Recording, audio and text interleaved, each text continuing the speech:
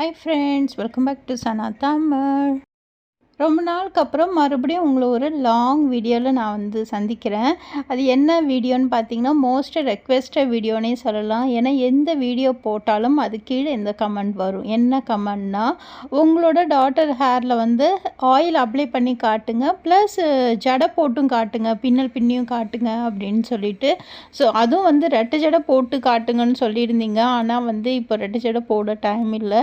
அதனால் எப்படி நம்ம வீட்டில் இருப்போமோ அதே அப்படியே நான் வீடியோவை எடுத்து காட்டுறேன். ஆஃப்டர் ஹேர் வாஷ் வந்து பார்த்திங்கன்னா, நான் வந்து என்னோடய பொண்ணுக்கு வந்து ஆயில் நிறையாவே அப்ளை பண்ணுவாங்க.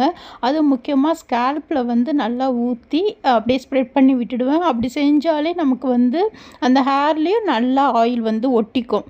ஸோ அதனால் வந்து ஸ்கேல்பில் ஊற்றிட்டு நம்ம அப்படியே மசாஜ் கை வச்சு பண்ணிடணும்.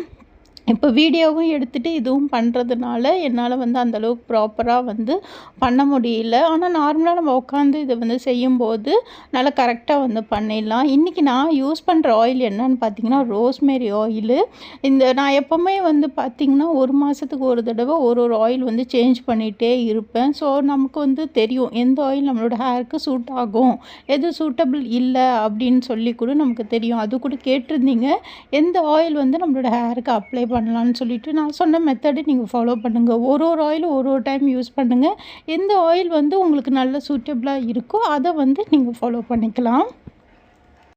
ரோஸ்மேரி ஸ்ப்ரே பண்ணாலே நமக்கு முடி நல்லா வளரும். அது ஆயில்னால் கேட்கவே வேணாம். அந்தளவுக்கு முடி நல்லா சாஃப்டாகவும் இருக்கும், ஹேர் நல்லா ஸ்ட்ரென்த்தனாகவும் இருக்கும்.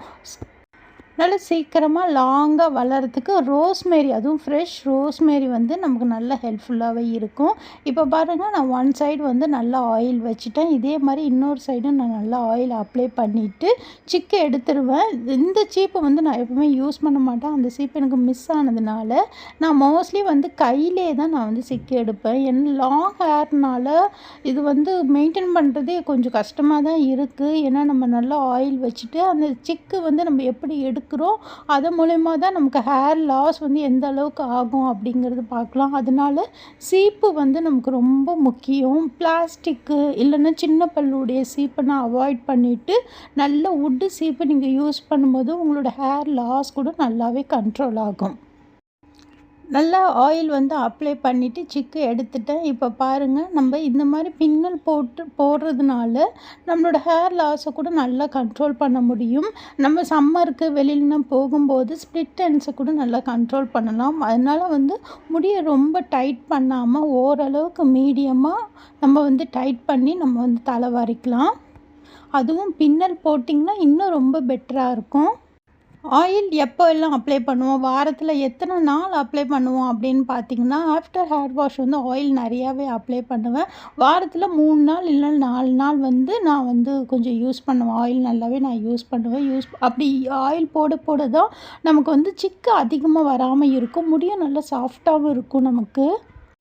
இதை தொடர்ந்து மற்ற ப்ராப்ளம் எல்லாம் குறையறதுக்கு இந்த ஆயில் வந்து எங்களுக்கு யூஸ்ஃபுல்லாக இருக்குது. ஸோ ஆயில் வந்து நான் நல்லாவே யூஸ் பண்ணுவேன்.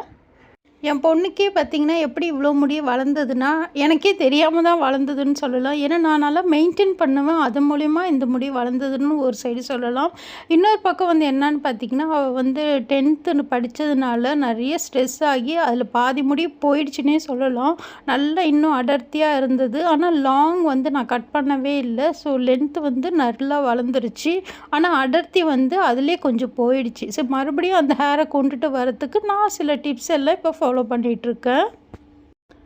அதில் முக்கியமான ஒன்று தான் இந்த ஆயில் வச்சு இந்த மாதிரி தலை பின்னி இப்படி நம்ம தொங்க விடாமல், ஃப்ரீ ஹேர் மாதிரி விடாமல் இந்த மாதிரி நல்ல டைட்டாக நம்ம கட்டிட்டோம்னா அவங்களுக்கு வந்து மற்ற ப்ராப்ளத்துலேருந்து கண்ட்ரோல் ஆகும். அவ்வளோதாங்க, முடியை நல்லா வந்து ரப்பர் பேண்ட் போட்டு கட்டியாச்சு. இந்த மாதிரி நம்ம செஞ்சுட்டு வரதுலேருந்து நம்மளோட ஹேர் ப்ராப்ளம் பாதி வந்து கண்ட்ரோல் ஆகிடும். ஹோப் இந்த வீடியோ உங்களுக்கு ரொம்ப பிடிச்சிருக்குன்னு நினைக்கிறேன். பிடிச்சிருந்தா ஒரு லைக் பண்ணுங்கள். உங்களை இன்னொரு வீடியோவில் சந்திக்கிறேன். அது வரைக்கும் பை பாய்.